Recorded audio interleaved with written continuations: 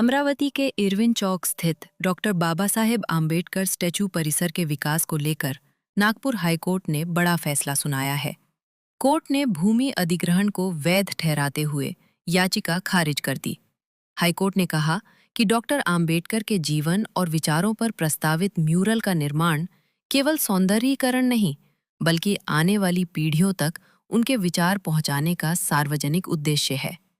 हालांकि मामले में 4 सप्ताह तक यथास्थिति बनाए रखने का अंतरिम आदेश जारी रहेगा, जिसके बाद ये स्वतः समाप्त हो जाएगा।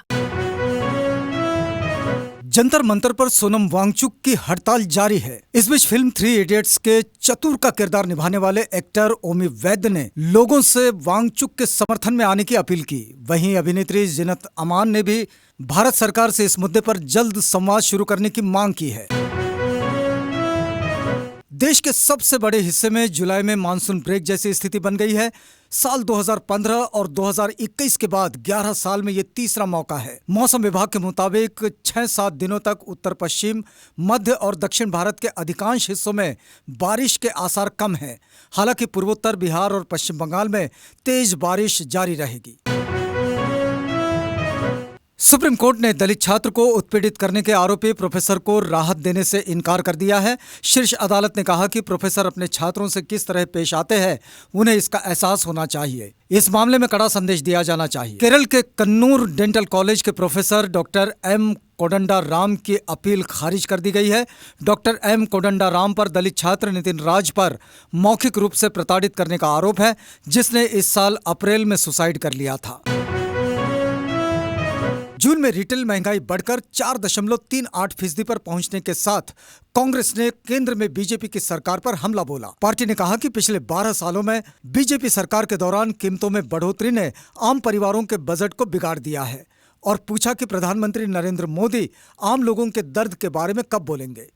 सरकार द्वारा जारी डेटा के मुताबिक जून में रिटेल महंगाई बढ़कर 4.38% हो गई। इसका मुख्य कारण खाने पीने की चीजें महंगी होना है।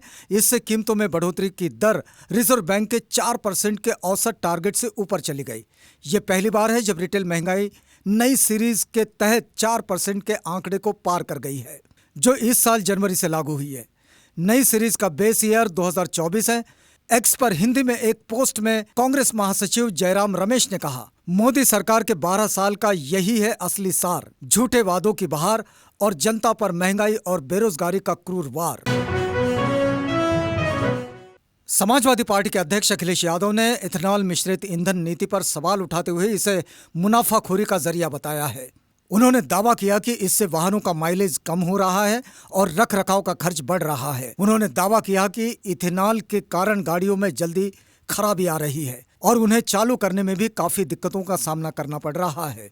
इंडिया टुडे की रिपोर्ट के मुताबिक सी वोटर सर्वे में पता चला कि 52.5% एनडीए वोटर अपनी गाड़ियों में E20 पेट्रोल का इस्तेमाल नहीं करना चाहते। केवल 18.1% ही ऐसा करने के लिए तैयार है, जबकि 29.5% एनडीए वोटर पेशोपश में है और कोई फैसला नहीं कर पाए हैं।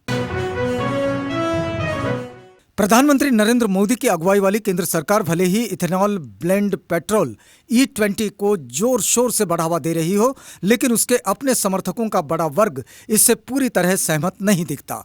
सी वोटर के सर्वे में सामने आया कि नेशनल डेमोक्रेटिक अलायंस के आधे से ज्यादा वोटर E20 पेट्रोल का इस्तेमाल नहीं करना चाहते। यानी सरकार को सत्ता तक पहुंचाने वाले मतदाताओं के बीच भी E20 पॉलिसी को लेकर दुविधा और चिंता साफ तौर पर नजर आ रही है।